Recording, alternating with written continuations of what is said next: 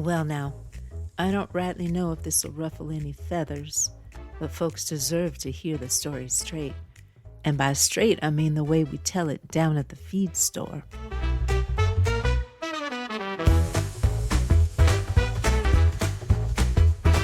Well, howdy, friends. This is Kitty Compost coming to you tonight from the Moonlight Pavilion inside the always hospitable Hotel Prairie Belle here in dear Decorum, Iowa. On stage, we've got the toe-tapping sounds of Mervyn Doss and his Hawkeye Honeysuckle Orchestra, kicking things off with their latest crowd pleaser, Swingin' in the Seed Rows. Now, I hate to step on Mervyn's last note, but I've just been handed a bulletin from the Centers for Control of Happiness, and folks, it's a doozy. At exactly 8:15 Central, the CCH issued a nationwide alert about a sudden, unregulated outbreak of joy, reportedly traced back to public readings of Mono Mutante. They say joy clusters have been spotted at farmers' markets, seed swaps, and community potlucks, sometimes escalating into full-blown fits of laughter in community gardens. As part of the emergency containment, citizens are urged to refrain from telling farm-related jokes to groups larger than 3, avoid spontaneous singing while planting vegetables, and immediately report any suspicious high-fiving over fresh produce. One anonymous CCH official was overheard muttering, "I haven't seen joy levels this high since the Great Tomato Festival of '79. Frankly, we're terrified." Further updates as they sprout, folks. In the meantime, try not to smile directly at sunflowers. I know, it's harder than it sounds.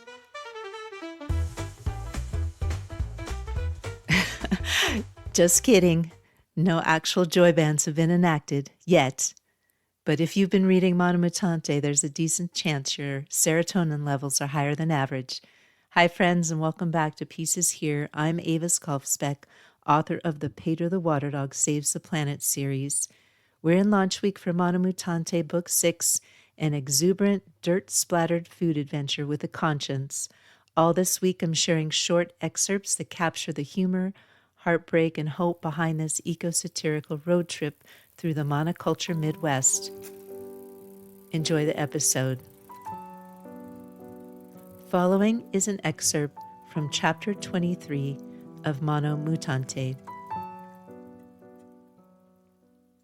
Please welcome my friend Lova Saskatoon from Canada, Francesca says, hugging her. Lova takes the mic.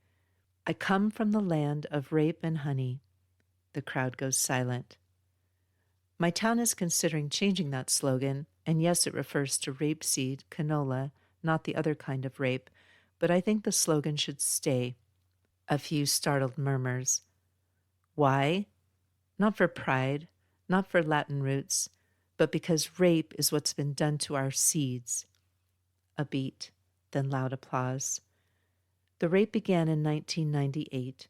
Baseman sued my husband Pearson and me for $500,000 after our fields were contaminated by their GMO seeds. A long legal fight followed. We were harassed and threatened.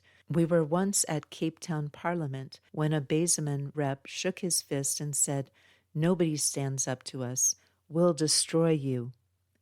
Gasps from the crowd. But we stood our ground.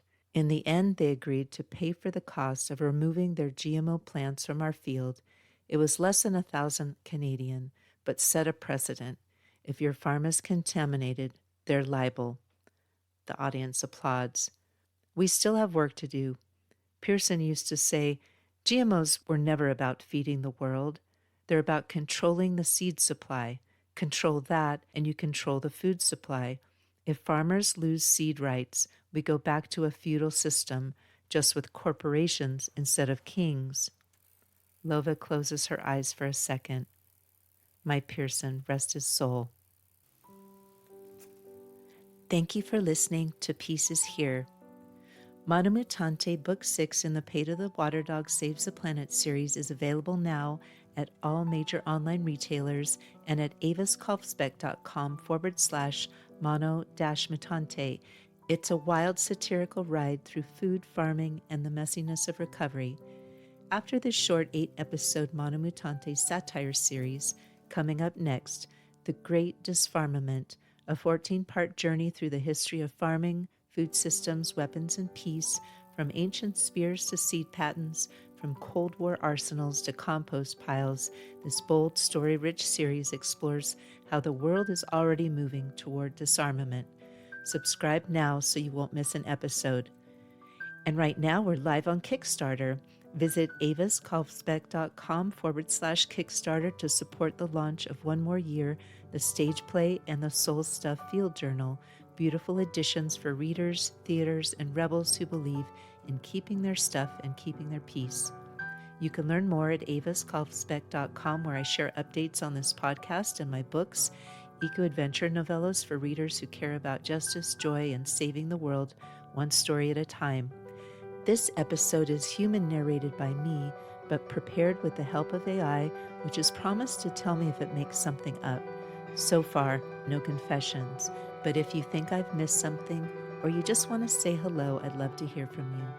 Podcast music is Dalai Lama Rides a Bike by Javier Peque Rodriguez. You'll find links to his music on Spotify and Bandcamp in the show notes. If you enjoy the show, please leave a rating or review wherever you listen. It helps others discover peaceful, independent storytelling. I'm Avis Kaufsbeck. Until next time, listen for the peace.